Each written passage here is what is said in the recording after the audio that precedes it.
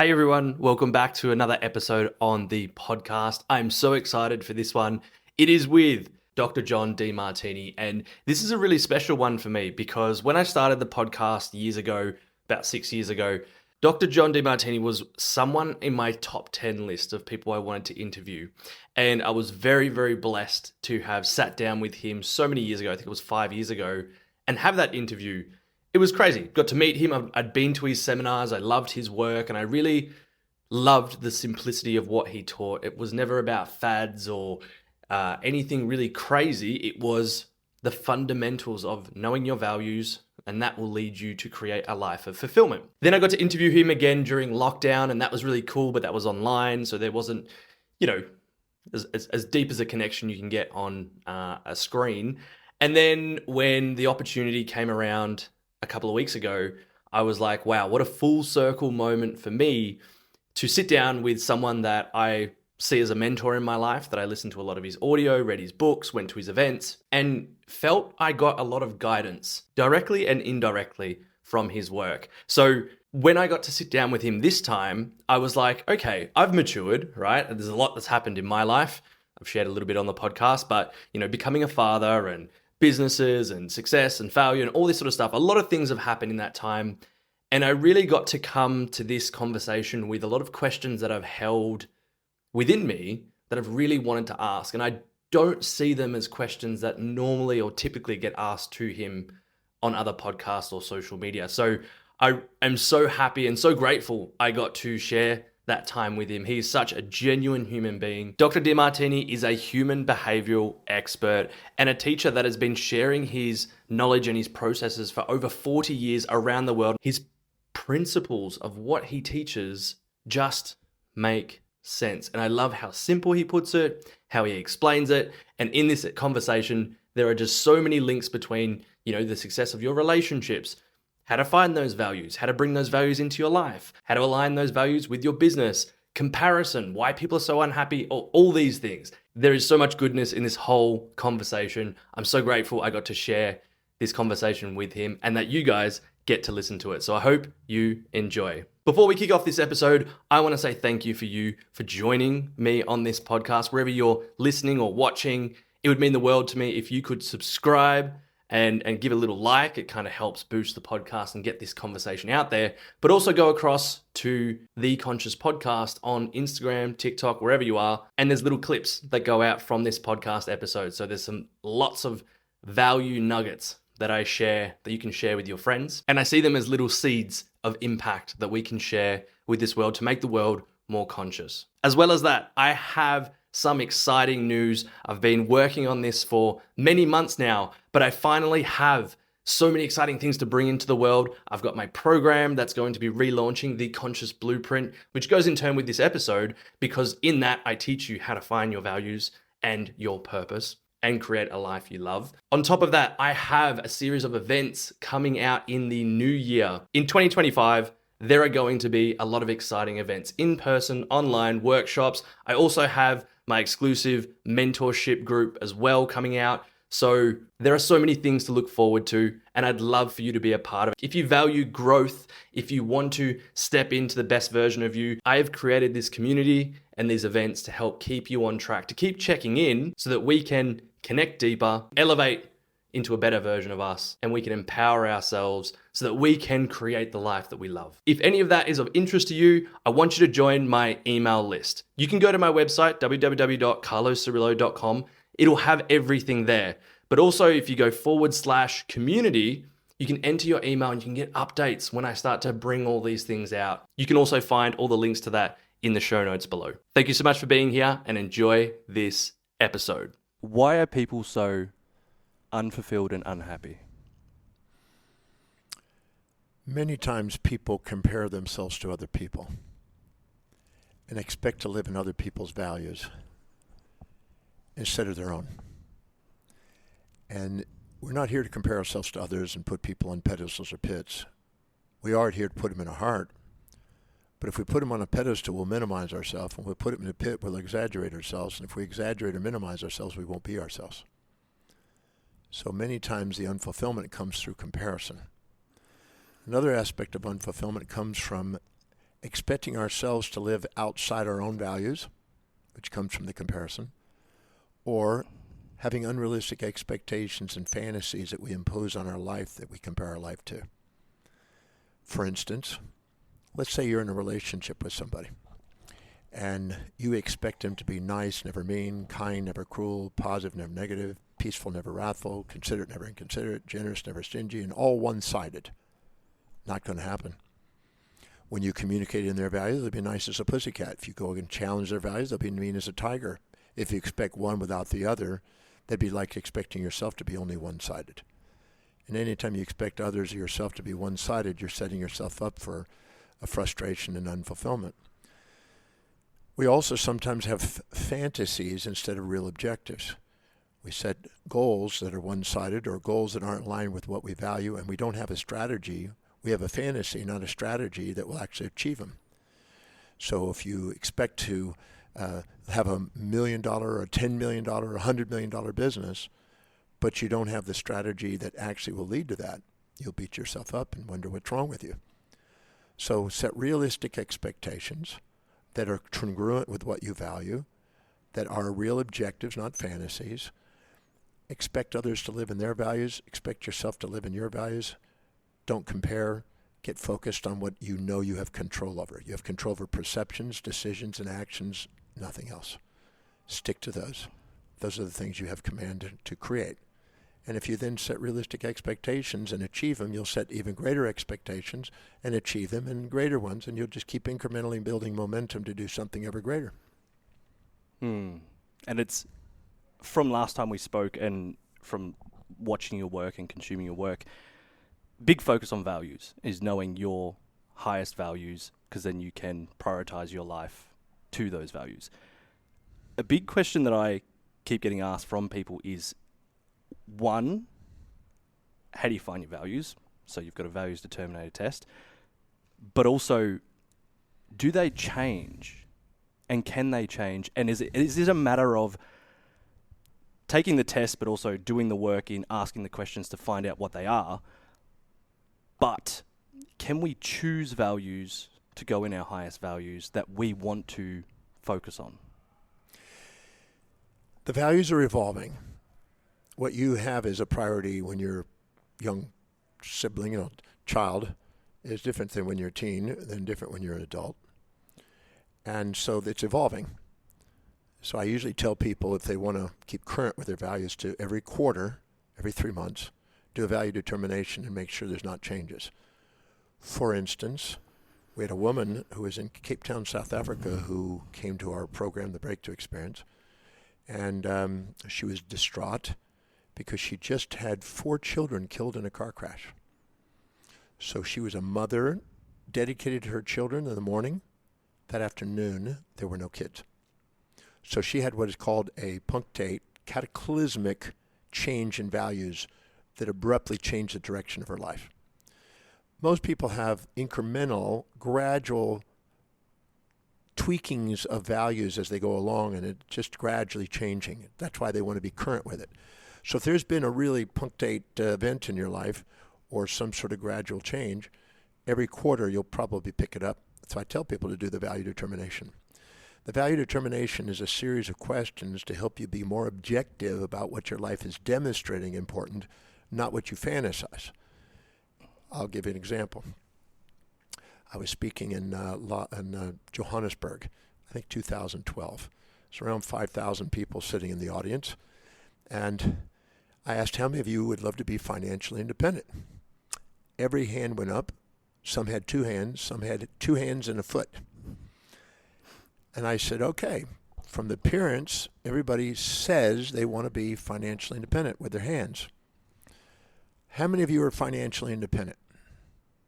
Where your passive income is exceeding your active income, you're working because you love to, not because you have to. All the hands went down except 7 people out of 5,000. I said, isn't that interesting? You say you want to be financially independent, but your life doesn't demonstrate it. So there's a distinction between what you fantasize and say and what you actually live. And I want to go through and make sure we have an objective data on what you're actually demonstrating in life instead of what you fantasize in life. Because if you set up fantasies, you'll beat yourself up when they're not showing up. If you set real objectives, you'll obtain them. And the difference between a fantasy and an objective is strategic planning. So I asked him, I said, okay, I'm going to now give you 10 million US dollars. Just imagine it, $10 million on a pallet, stacked up, $100 increments, stacked up 10 million. And everybody's like, wow. I said, now, you have that in front of you. You also have a piece of paper with a pen next to it. You have 60 seconds to write down what you're going to do with that $10 million. So you have 60 seconds. On your mark, get set, go. What are you going to do? What are the 10 things you're going to do with that money? They write it down as fast as they can, and they're all excited about what they're going to do with the money and everything else. I said, stop. The minute's up. Hand it to the person on the left. Whoever received that, calculate how much of that money is still an asset working and earning money. Between 20 and 80% of the money was turned into a consumable or a liability within 60 seconds, which meant that they didn't have a desire for financial independence. They had a desire for the lifestyle, the rich and famous, spending money. And so what they do is confuse that activity that they see in celebrities that are spending money and having big houses and big cars and things of this nature with financial independence, which is buying assets that go up in value, that appreciate in value, instead of buying consumables that depreciate in value. So as long as they have that fantasy about what financial independence is, and they're striving for that lifestyle, they're not going to have money working for them. They're going to be working for it. So that's the kind of thing. People have unrealistic expectations on themselves when they don't know what their real values are, and they're expecting it to be something it's not. And so that's important to find out what it objectively is, what your life is really demonstrating. How do you fill your space? What do you keep most close to you? What do you spend your time on most? What exactly energizes you most? Where exactly is your money going most efficiently? Where is it going? What's it actually being spent on? Where are you most organized? Where are you most disciplined? What do you think about, visualize, and internally dialogue with yourself about most that's actually coming true, and there's evidence of it coming true? What are you conversing with other people about most? What is it that inspires you, that brings tears of inspiration when you get to do it? What is it that you have as goals that have been long-term, consistent, persistent goals that are coming true? And what is it you love studying about, reading about, learning about, watching on YouTube spontaneously? Those are real indicators of what you objectively value, and they may not be what you fantasize about. The fantasies are fantasies. What you really value is where you're going to excel. And that's how you're making perception, decisions, and actions according to what you value. So the value determination process, the reason I put that together 46 years ago was to assist people in making sure that what they say they want is really what they want, so they can obtain their objectives. And it's a matter of being honest, like you said. Like if you're fantasizing and saying, "Well, I think I want that," you're saying it's because people are trying to compare to someone else and what they've got. Let me share a couple of stories on this. A number of years ago, I had a gentleman come to me who was a doctor, and he said, "I'd like to have you consult for me." I said, "Fine." He said, "I want you to make me successful. I want you to help me become successful." And I said, "Great. Where are you successful currently?" He looked at me puzzled, and he said, "I'm not. I want to be successful." And I said, "Where are you currently successful? Where are you achieving what you set out to do currently?" "I'm not. That's the problem. I want to be successful. I'm not successful. I'm not making it clear. I'm not successful. I want to be successful." I said, "I'm not making it clear that I need you to answer the question. Where are you achieving what you set out to do, and where are you successful currently?" And he looked at me and he goes, "I don't understand." I said, "Look in the areas of your life, your spiritual quest, your intellectual quest, your business, your finance, your family, your social, physical. Where are you achieving what you set out to do?" He goes, "Okay. I have this amazing wife. We've been together for 10.5 years. We are like two peas in a pod. We have this magnificent relationship, and that was a dream, and I guess that's coming true, and I have a success compared to a lot of other people in their marriages. We have a great marriage. Great. What else? Where else are you achieving what you set out?" "Okay, now that you make me think about it, I have a son who's 10, who's in baseball, and I'm the coach, and we're probably going to win the pennant this year for the summer. I said, great. And you're setting out to do that, and you're achieving that. He goes, yes. Now that I think about it, yes. I wasn't focused on that, but yes. So those are achievements. What else? Well, now that I think about it further, you're making me think outside what I was thinking. My mother-in-law lives with us, and most people don't get along with the mother-in-law, and we really have this amazing dynamic. She really helps with the kids and family. She helps us. She's like a second mother, and most people would never imagine that would be working, but it's really great. And I said, great, what else? Well, we all work in the yard, and we're probably going to get yard of the summer, and it's a beautiful yard. The whole family works together in the yard. And it's beautiful. We have flowers everywhere, and all the trees are trimmed, and everything is just really a beautiful yard. And we, as a family, work towards that. Great, what else? Well, now I think about it, on Sunday and on Wednesdays, I do ministerial work, and I'm at my church, and I'm assisting at church, and I had a goal when I was in my 20s to be like a minister, and I'm getting to do that. I said, can you see that you have achievements and areas of success in your life? The reason why you think you're not successful is you're comparing yourself to somebody else that has a different set of values. Who might that be? He said, I think I know. There's a guy up on the hill, this road, higher up, that's got a 6,000 square foot home, 3-car garage, got a big practice, and yeah, he's just knocking out of the ballpark with practice and making a fortune. I said, you're comparing yourself to him. I am. I said, do you know him very well? Yep. Does he have a wife? Yep. Kid? Yep. How's his relationship with his wife? He said, that's interesting you asked that. It's quite volatile. I think they've broken up a few times. They get back together again. It's constant chaos. I mean, they're screaming at each other, but they're still there, but boy, it's volatile. Definitely would not want that. I said, and does he have a son? Yes. And how's his relationship with his son? It's interesting you ask it. You're real intuitive. The son has got problems in school, and he's going to counselor, and he's having to go to psychologist, and he's not wanting to buckle under and do this, and he's not engaged, and he's chaotic.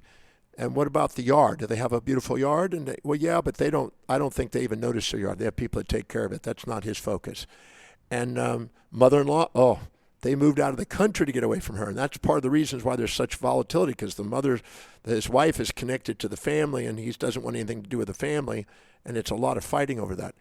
And what about ministerial work? Does he do any ministerial work or something? No, he's not even into spiritual stuff. He's focused on his practice, I think, 7 days a week. I said, let me explain something to you. This guy is not more successful than you. He has achievements according to his values, and he obviously has a high value on business and finance. You have achievements in your highest values, which is more relationship with your family and spirituality. If you expect yourself to live in his values, you're going to end up beating yourself up. Just like if he was expected to live in your values, he'd beat himself up.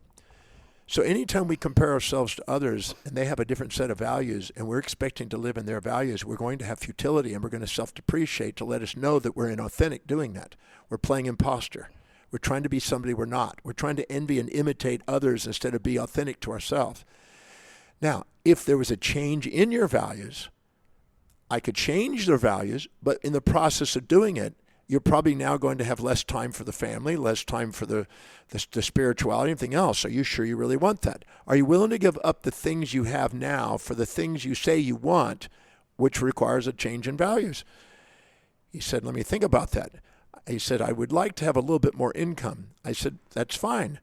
Then what you need to do is we need to link the action steps that have been proven to produce income, which is serving more people and more effective and efficiently, and taking portions of that and investing it, and do the action steps to build wealth. And now ask, how is it going to help you with your children? How is it going to help you with your spirituality? How is it going to help you with your yard? How are you going to help? If you can see those actions on the way and not interfering with what you want, you'll do them. But you're not going to do them if you see them in the way. And right now, I'll bet that if something happened and you had a baseball game, you would stop your practice to go to your baseball game because it's important for you to do it. He says, I'll do that. I do that. I make sure I take that afternoon off. I said, because of that, the man that has a high value on that wouldn't do that. He would tell his son to go get the coach. He's working. So people often don't honor their values. If they want to change their values, they have to write down and stack up the advantages of the action steps that are proven to achieve the thing that they now say they want. More business, more wealth, more exercise, and stack up the benefits. And when the advantages of doing these new activities are higher than what they are currently at, and they're greater than the options you have at that moment, you'll do them. But you make decisions based on what will be the greatest advantage or disadvantage at any moment in time according to what you value. So either set goals that match your values to have fulfillment, or change your values to match your goals to have fulfillment. But don't expect something that's outside your values. You won't stay committed to them. That last part, set your values to match your goals. So that would mean then changing. You can shift the values by changing the associations on it, so you have an increasing probability of doing it. Yep. Now, I could give an example of that. Yep. Had a gentleman in Denver, Colorado, came to an evening talk. He's also a doctor. I've interacted with thousands of doctors over the years. And he and his wife were at the program, the little presentation I did that night, and they asked if they could do a consult the next day. So they came to my hotel, and we went to my suite there, and the wife spoke. She says, she cried. She says, I married a doctor. I can openly say that I did expect a little bit higher standard of life than what we have. We've been together 10 years, just like this other doctor. And I really did expect that we'd have a nice house, some nice cars, nice things. And I don't mean to be superficial, but I just wanted that life. And no matter what, he's just struggling financially. And it breaks my heart because I love him, but I don't want to live this way the rest of my life. So I'm caught. Is there anything you can help us with? Because I don't want to leave my husband. I don't want to destroy my family. But I just can't seem to give up the idea and the belief that we could have more. So I turned to him and I said, sounds like you're in a bit of a predicament. He goes, yeah. He's really feeling bad about himself. I said, we had determined his values. It was spirituality, metaphysics, natural healing, and there was no reference to anything on business and money. So she had an assumption, because he was a doctor label, that would be just a coming with it. So that was her lesson in selection. But his love was those things. And no matter what he does, he makes just enough money to be able to attend the seminars on spirituality, to do the meditation retreats, to make sure that basic bills are paid. But outside that, that's not his high value. And she's not working because she's got the kids. And she thinks that she deserves to have a man that will take care of that. So her expectations are not unreal. There's somebody out there that'll be glad to do that. His are not unreal for his values, but she had an expectation for him to live in her values, and he's expecting her to understand his values. And this is where a lot of conflicts come in, when people project their values onto each other instead of learning how to communicate what they value in terms of the other person's values. So I said, the predicament you have now is an option. You could say goodbye to your wife and your children, and you could just embrace that and love yourself and find somebody that has less ambition for lifestyle and go on spiritual retreats and things like that. You have that option. Or you have an option of having a shift in values. You know, love who you are, or have a shift in values and change the direction. What would you prefer? He said, well, if I could shift my values and become more viable and still be spiritual, that would really be great. I said, well, first of all, your idea of spirituality is some sort of box you bought into, that somehow spiritual is not material and spiritual is not prosperous and things of that nature. So as long as you inject that value system in your life and you've got an internal conflict about becoming very fortunate, you'll think that there's some sort of non-spirituality associated with it, which is not true. There's spirituality, and where's God not, as they say. You know, as Guru Nanak says, where is it not? It's all spiritual. So I sat down and I made him look at how is building his business and seeing more patients and managing business and money more efficiently, how could that help him become more spiritual? And we made about 20 or 30 links. How is that going to allow him to do his meditations And then how is that also going to make him more inner calm? And he said, well, the calm will come by making sure I've got something for my family, because that's where my stress is, the conflict.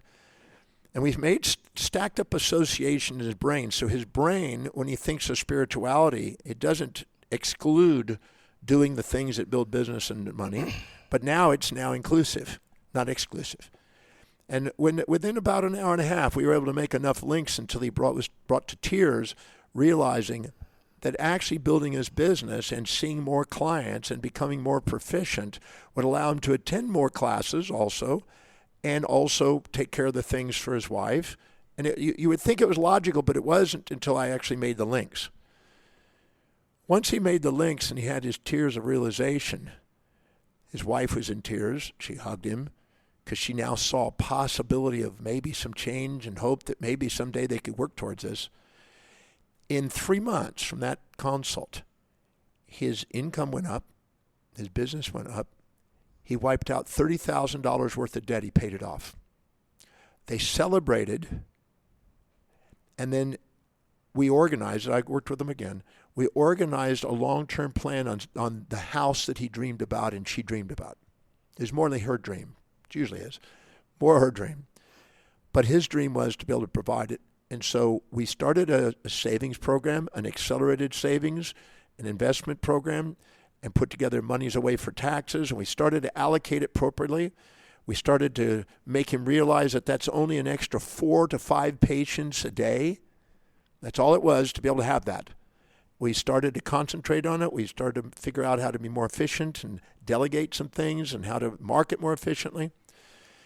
And he made his objective. He worked. It was 2 years before they had the house, but they saved and invested the money where the passive income was starting to grow, and they had enough money for the down payment, and that way they weren't just overwhelmed by a mortgage payment. At the end of 2 years, they got the house. They end up also scheduling money for the house, they're scheduling money for a vacation with the family, education for the family. We restructured his financial responsibilities, and we also gave him the ability to go into his spiritual retreats, meditation. But what happened is he changed the people who was associating with spirituality away from people that were ideas that money is evil. And we got him into spiritual constructs that were more inclusive. And his life is different today. Much different today. So we could change the value systems by making links and associations in the brain with the action steps that actually help you get what you want. Or we can embrace who you are and say goodbye to the family and go back and be a monk. And either one is fine. I'm not attached to which one. I just want to make sure they find out which one they want. Which one are they willing to do? I'm not attached to. If they decide divorce and let her find a wealthy guy and him go out and be a monk and do spiritual things, great. I have no problem where they want to go. I just want to make sure that they're doing something that fulfills their life. Yeah, and I guess that comes down to like individually knowing what those values are. What those values are, or what are you willing to do to shift the values? To shift the values if you want to then come together. If that's important. And it was in his case. Yeah, because I see that like, you know, I can think back of past relationships and stuff where I guess after attending your events and talking to you, I kind of went out going, I've got to find someone that values the same things I value. Is that the approach that we should be going for when we're dating or looking for that mate? No. Okay, because we're all going to be unique. Okay. You're not going to get it. If any two people are exactly the same, one's not necessary. You would probably, there was a show when I was a kid. I'm 70, so when I was a kid, called The Twilight Zone. And there's a guy that comes down in his high-rise apartment in New York, and as he comes down the elevator, he meets a lady at the greeting at the ground floor, and he was disgruntled by her attitude. And then he goes and gets in a taxi, and he was disgruntled with the attitude of the taxi driver. And then he gets to his office, and he's disgruntled with the office receptionist. Then he goes up to his office. He's disgruntled with his office private secretary. Then he's disgruntled with another person that's a colleague of his. Then he goes to lunch, and he's disgruntled with the person that's his waiter. Then he comes back to work, and he's disgruntled with one of his clients. Then at the end of the day, he's disgruntled with the person who cooked the meal at the restaurant he was at. And then he came back and said, why on earth are people so idiots. I wish they would just be sensible like myself. So he wakes up the next morning, and everybody's him. Everybody's him. They're all in his body with different outfits on, as women or men. But it's all him. And his attitude is in every one of them. At the end of the day, that was the most torturous day of his life. More torturous than having everybody different. And he said, please, bring me back to the way it was. So we have this fantasy that if everybody had exactly our value systems, we would be supported and it would be great. But we don't grow maximally at the support. We become juvenilely dependent on things that support us. We become precociously independent on things that challenge us. But maximum growth and development occurs at the border of support and challenge. We need both.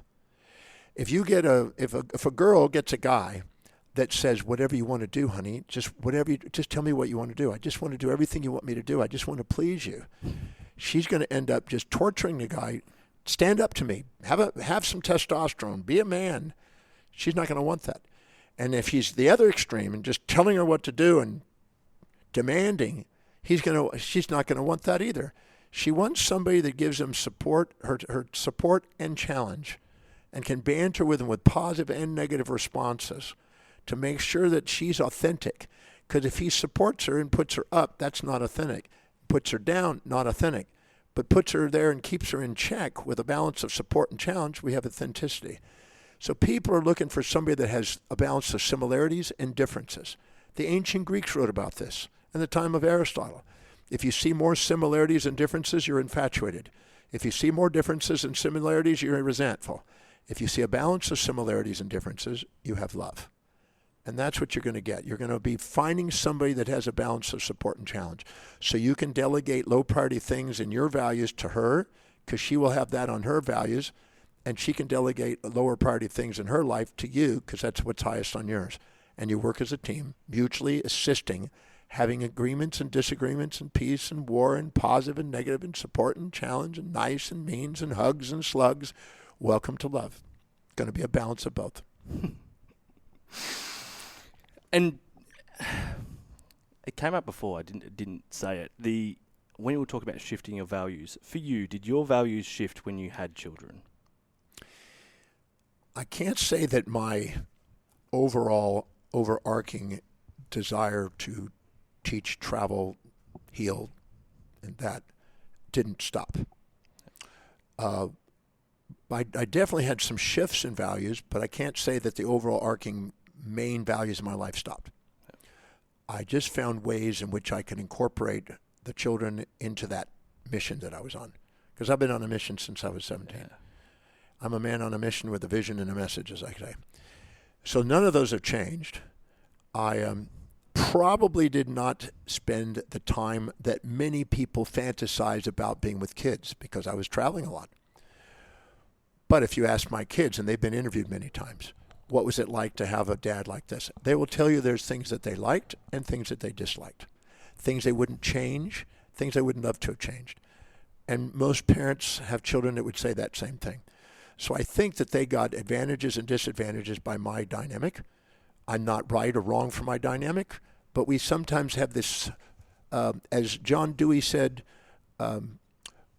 we're supposed to be, it's like an is versus ought. You know, or David Hume also said that. There's an is and ought. This is the way it is, and this is the way it ought to be. And people get trapped comparing with the way it is to what it ought to be. And honoring the way it is and quit comparing it to the way it ought to be according to some fantasy allows you to appreciate your life. And that's what I try to teach people to do. I ask people that are having conflicts in relationships sometimes, so what do you dislike about your wife or your husband? Well, they do this. Okay, that means you're perceiving more challenge and support, more negatives and positives. How is it actually a benefit to you that they're doing that? Well, it's not. Well, as long as it's not, you're going to want to fix them. And that's important to them, and you're trying to fix them, and you're not loving them for who they are, and they're going to find somebody else that will if you don't. So how does it help you? I can't see it. Well, if you don't see it and you don't want to know it, then you're going to want to be self-righteously projecting your values, trying to fix them. And you're now in love, not with them, but with a fantasy figure about who you're going to make them. And they're not going to fit that. And they're going to end up finding somebody that wants them for who they are. And then you're going to learn a lesson about if you're not able to love them for who they are, they're going to find somebody else that does. Anything you're not willing to do for your mate, you're going to be willing to delegate because somebody else is going to come into their life. So I help them see the benefits of who they are. When they see the benefits of who they are and they start to love them for who they are, the person turns into who you love. And that's a big wake-up call for most people. And does that also happen internally? Because I know one thing that you shared the first time we spoke, was the Delphic Oracle of know thyself, love thyself, be thyself. And for me, that really impacted me. And I went away, researched it, and also brought that into my teachings when I do my seminars and events. And is that part of the process, do you think, of people... It says it in know thyself, love thyself, be thyself. Is that part of that process of people starting to love themselves and live a life that they want to live? Your highest value in your hierarchy of values, the thing that you spontaneously do that nobody extrinsically has to tell you to do or force you to do or motivate you to do. You just spontaneously do it. In my case, teaching. Whatever that highest value is, your ontological identity revolves around it. So if your highest value is being a mother and you have 3 beautiful children under the age of 5 and you're 35 years old and somebody asks you, who are you? You'll say, I'm a mother. If somebody came up to me and said, who are you? I'm a teacher. That's what I do. Now, we could get metaphysical and say, well, I'm a human being. I'm a soul. But the reality is what you do has a lot to do with who you identify yourself by. So if I ask that, I also found out that highest value is what they feel their teleological purpose is about. So they feel that that's what their purpose is, it's who their identity is, and the area where they have the greatest epistemological knowledge, the area of expertise, is always the highest value. So where you excel in knowledge and know the most and are most advanced in your expertise is in your highest value. What your identity ontologically is your highest value. Your teleological purpose, highest value. So know thyself is the epistemological. Be thyself is the ontological. And love yourself is when you get to do what you love and love what you do every day, teleologically, you feel you have a meaning and purpose. You love your life. So you have a fulfilled life. So the Delphic Oracle was saying that because it was describing the telos. Now, Aristotle called the telos, that is the name for what he called the highest value. And the telos, the study of that was teleology, which is a study of meaning and purpose. So the most inspired spontaneously, the most purposeful, the most ontological identity, the most purposeful, most meaningful, most fulfilling action is to prioritize your life and stick to the thing that's highest in priority and do that one thing and master it and delegate the rest away.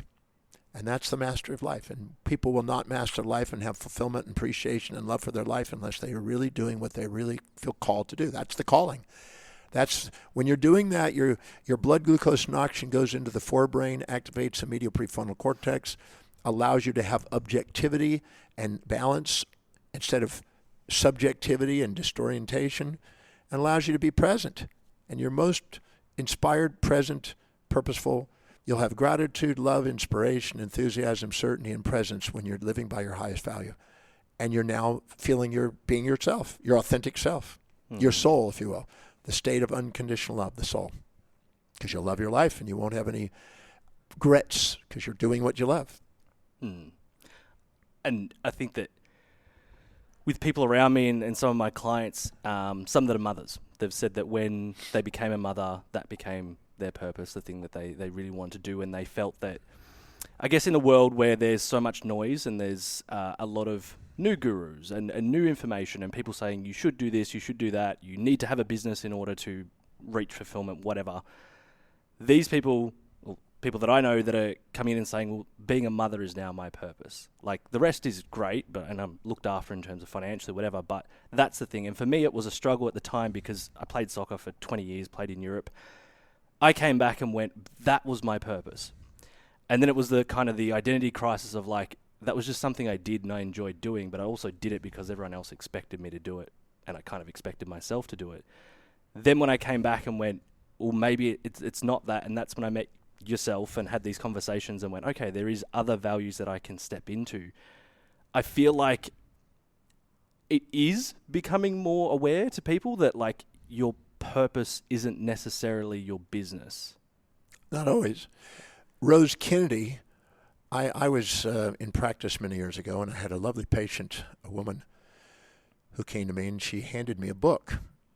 And she said, Dr. Demartini, I'd like to give you this book as a gift. I said, thank you. It was a very intriguing book, about 100 years old.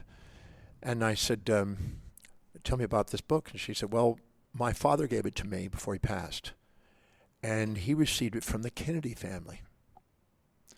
And I said, wow, that's inspiring.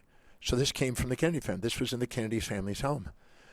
And I was flipping through it that night, and I found a handwritten mission statement, purpose statement, by Rose Kennedy.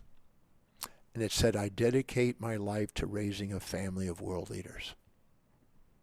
So a mother can make a massive difference in the world with a mission like that. So you can have a change in values, therefore a change in what's a mission at this point. It's not necessarily for a life mission. Mine happens to be pretty steady for the last 52 years as teaching. But some people, it's for 10, 20 years, and then there's a shift that goes on. I'm not attached to that, but whatever is highest on your value is going to be it at that moment.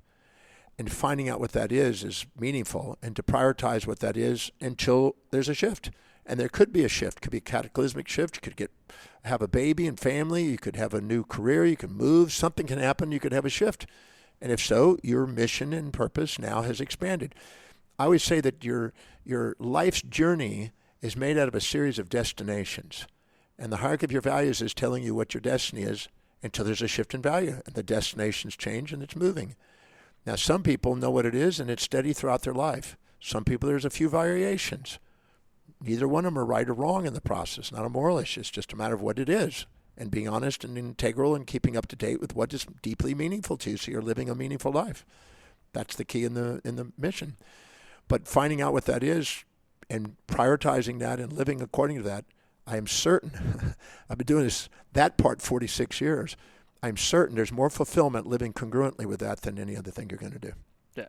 I think that big part, like the right and wrong, is where even myself, I got caught up in, and that then comes from the comparison and also listening who I was consuming and who I was listening to. You're subordinating to somebody else's authority. Yeah. Anytime we compare ourselves to others and put them on a pedestal, we're going to inject some of their values into our life and cloud the clarity of our own mission. Yeah. And everyone around you, everybody, your family, your parents, everybody is projecting their values onto you. And you're constantly bombarding, and the whole world is wanting you to fit into what they value.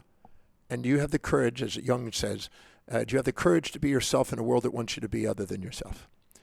And that's the key. That's why knowing objectively what they are is important. Because if you don't know what they objectively are, and you keep fantasizing about what they are, and then you keep trying to be something you're not, you'll procrastinate, hesitate, frustrate, and you'll feel like something's wrong. Why am I not doing it? Why am I sabotaging? Why don't I have focus? Why can't I be disciplined? And all this judgment on yourself because you're trying to be somebody you're not. I don't have that in my life. I don't live that way because I'm clear about what it is, and I stick to it, and I've delegated everything else. I prioritize my life. I've delegated everything other than the 4 things I do: teach, research, write, travel. I don't have anything else on my plate. There's nothing else for me to do. I haven't cooked since I was 24. I haven't driven a car in 35 years. I've got a captain, I've got a pilot, I've got concierge, I've got everything to take care of everybody else, everything else. And when people come up to me and said, you should do this, I say, I should according to who? You ought to do this. I ought to do this according to who? So you're trying to say that they're my authority? I'd rather have the whole world against me than my own soul. My own authority is within. I'm the author of my destiny.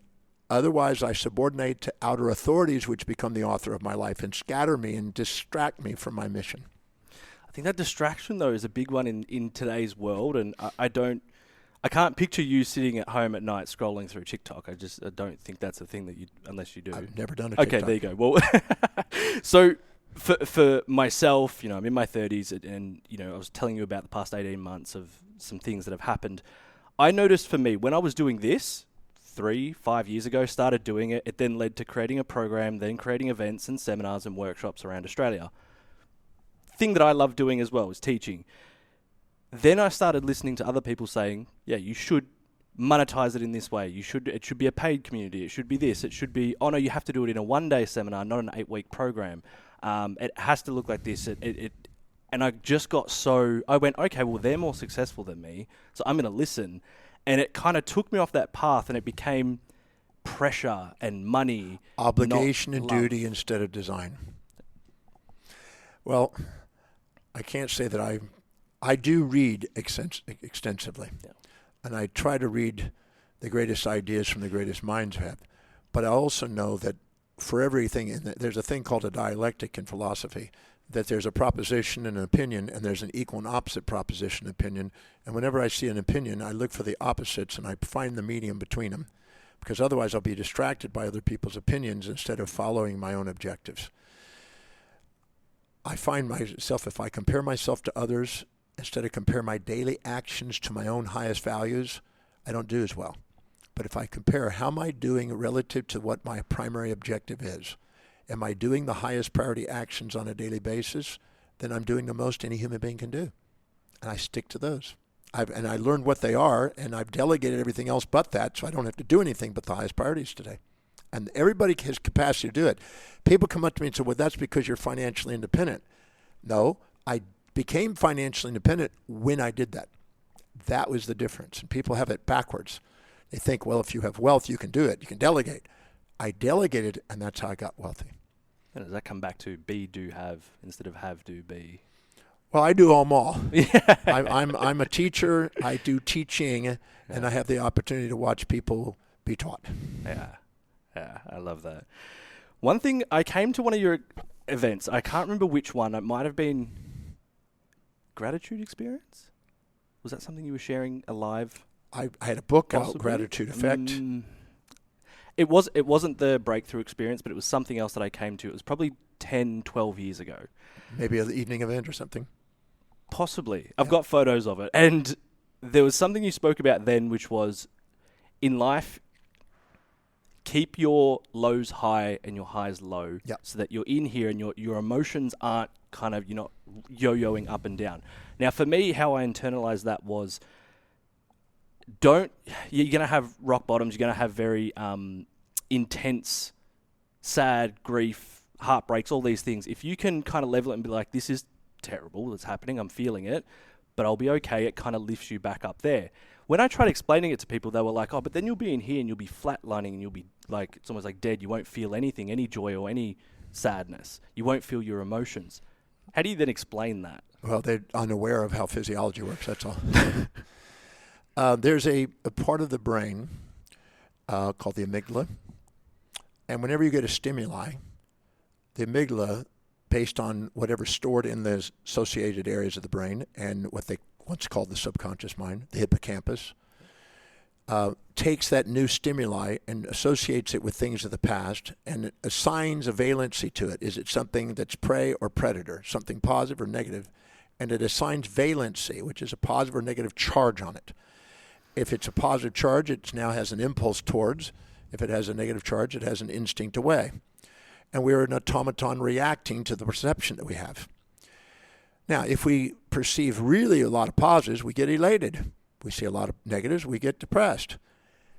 Now, we have inside our brain homeostatic mechanisms to bring us back into balance. So if we get really elated, like the first time you kiss a girl the first night, right? You kiss them for 45 minutes or something like that. The next night's 43 minutes, next night's 41, next night's 39, 37. It calms down and calms that down. And that's called hedonic adaptation.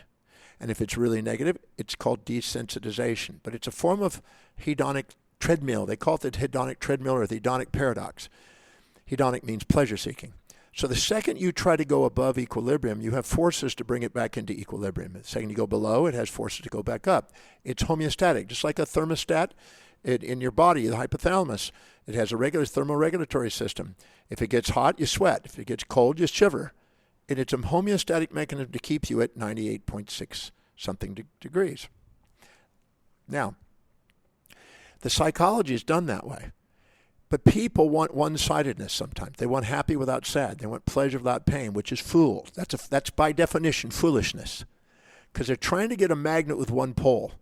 And anytime you try to get that which is unobtainable and trying to avoid that which is unavoidable, you create suffering. You create futility.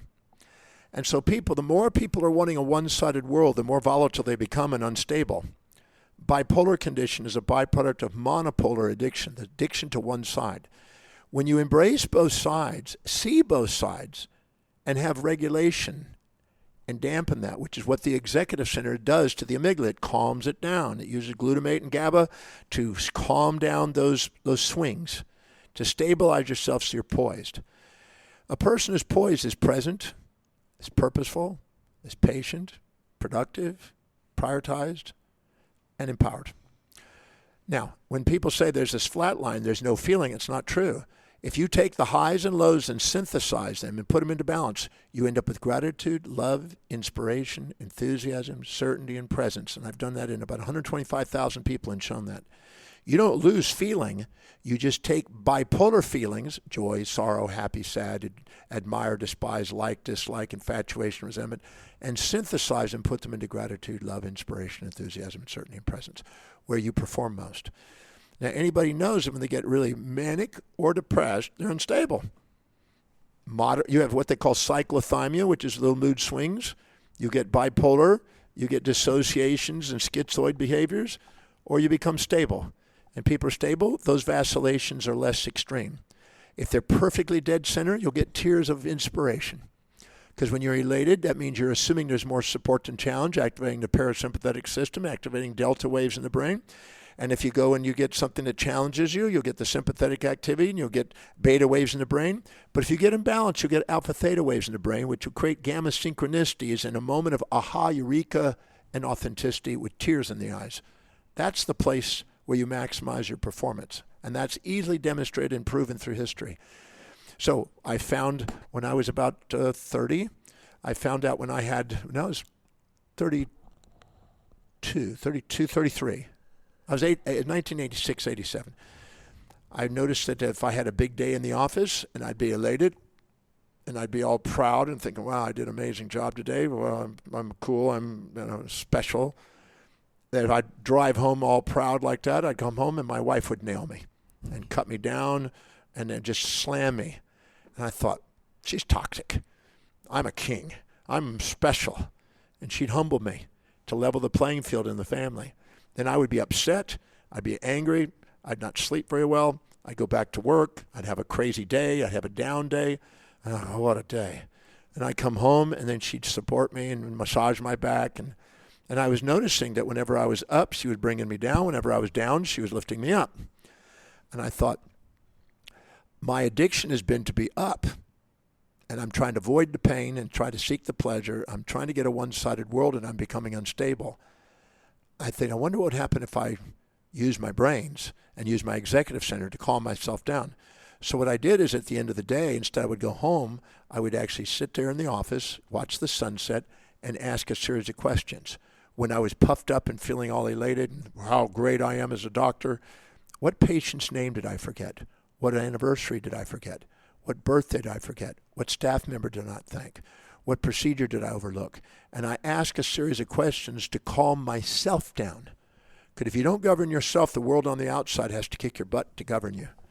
And people that govern themselves with their physiology and psychology are masters, and people that have to be governed by their sociology and theology are masses. And it's a difference. They're outer directed instead of inner directed. So I noticed that if I came home and I brought myself, before I went home, if I brought myself back down until I had a tear, and I was authentic, and I was grateful for my staff, and grateful for my patients, and grateful for my family. And when I came home, I had an amazing wife waiting for me that was absolutely amazing and inspired. If I was down, I said, whoa, what a day.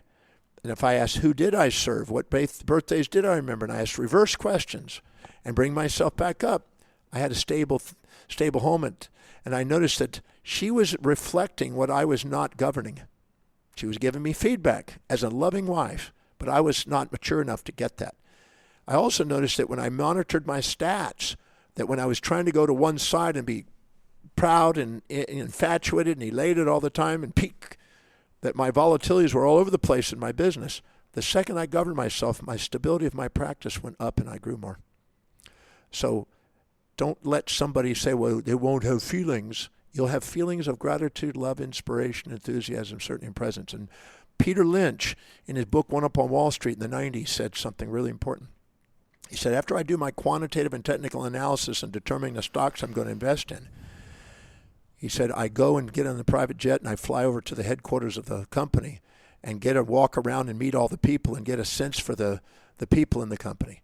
He says, if they're grateful for their job, they're loving what they're doing, they're inspired by the vision, they're enthusiastically working, they're certain about their skill, and they're present when they do it, I buy the company because that company's going and appreciating in value. I found the same thing in my own life. Mm. And is it the same for experiences? So let's say someone's going through a terrible rock bottom experience, a divorce or a death in the family, or, people, because I've had people comment on my TikToks where I share clips of this from the podcast, and people will just write Palestine. And I'm like, that's not relevant to what this person's saying. But these are things that are happening. How do we then, is it called neutralizing? Like bringing that, did you say synthesizing? No, we could call it that, but let me just put it this way. There are no terrific or terrible events. There's only events. People don't get that. They live in a delusion, moral hypocrisies about things that have been labeled. But every event is neutral until somebody comes along with a different perception and perspective and expectation, and they give it a label. They think it's terrible or terrific. So to one person, I'll give you an example. There was a drone striking to an Iranian general with Trump 4 years ago, and he killed one of their leading, Soleimani. They killed one of the leading things. In America, they were celebrating that they got rid of one of the leading terrorists. In Iran, they were mourning. 5 million people went out and mourned in the streets over the loss of their leading general. That man was not a terrible man or a terrific man. He was not a villain. He was not a hero. He was a human being. He's neutral. But when they do things that challenge our values, we call him a villain. When they do things that support somebody else's values, they call him a hero. And that's the same thing with events in life. We can make a heaven out of a hell, as Milton said, or a hell out of a heaven based on the thinking and the way we ask questions and see. So when we're seeing it as a terrific event, we're conscious of the upsides. We're unconscious of the downsides. We're blind.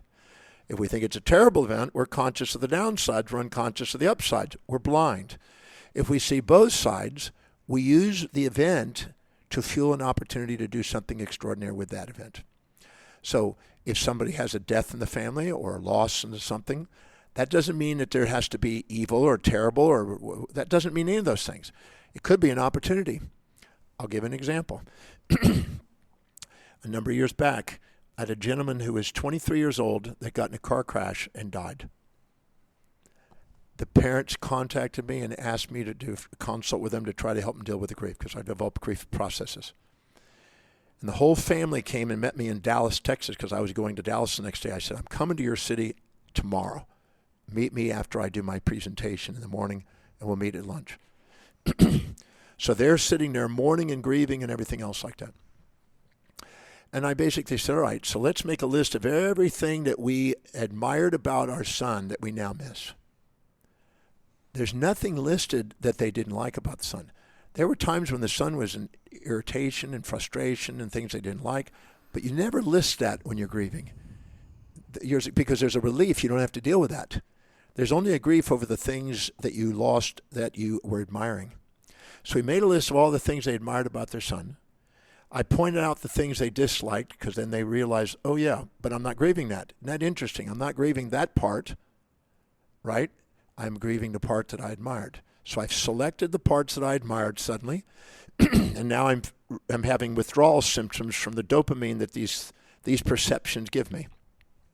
I then asked, who is now providing those since this happened? Because he just died yesterday. Who's providing that? And we helped him see it. We asked, when he was providing those behaviors, what are the downsides? Because they were infatuated with traits, and we leveled the playing field. And then what's the benefit of the new people doing it? and we leveled the playing field. And then all the family is now, instead of grieving, they're having tears of gratitude, feeling the presence of him, and they're having this internal dialogue right there in a lobby of a hotel, appreciating him, feeling his presence. The moment they did, they decided that one of his dreams was to open up a meatball manufacturing company, of all things, because they were cooks and chefs or whatever. And so they decided to create a meatball manufacturing company in his name, and they built it, and they became extremely viable and made more money than they ever had in their life. And they had a picture of him in it, and it was his inspiration and his passing that birthed that thing and brought the family together. And in the process of doing that, his sister got pregnant and a son and named the son after him. And so he was now, in a sense, reborn and was now part of the thing, and it was part of the future business ownership. So we can see devastation or we can say inspiration. It's all the way we ask the question, because the quality of our life is based on the quality of the questions we ask. And if the questions we ask make us conscious of things we were unconscious of, that we were blind to, we see both sides, and then we transform events into something that's transformative and inspiring. I love that. And I know you've got things to go to. I want to say thank you so much for your time and for sharing all of that, and for being able to dissect those things. They're questions that I've been holding into, and I've been watching your other content and being like, I'm still holding on to this for so many years, and when I get that chance, I'm going to ask. And just acknowledge that, like, you've been doing what you've been doing for such a consistent time. I was saying before, there's a lot of new age gurus, there's a lot of influencers that are regurgitating a lot of information from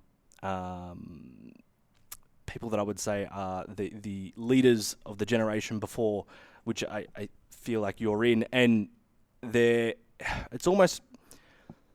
I grew up with Zig Ziglar, Bob Proctor, yourself, Tony Robbins, reading those books and listening to those audios. And that, for me, John Maxwell, now coming into it, it's like I'm starting to go back to all your work and their work, because that didn't have the flashy new terms and all these things that I think almost distract people from the simple and the basic things. So I love the work that you do, and I'm so grateful that I've been able to sit with you 3 times, technically twice in person, but to see that you're sharing the same message. You haven't diverted onto something completely different because, it's the new thing that's happening. You've been saying the straight thing since day one, or since you've started sharing it. And from a student, it's like, it's really refreshing to be able to see that. So thank you for your time as well. Thank you. It's been my dream since I was 17 to do what I do, and 52 years later, here I'm doing it. So I'm very grateful for that. Thank you for the opportunity to be on the show again. Awesome. Thank you so much.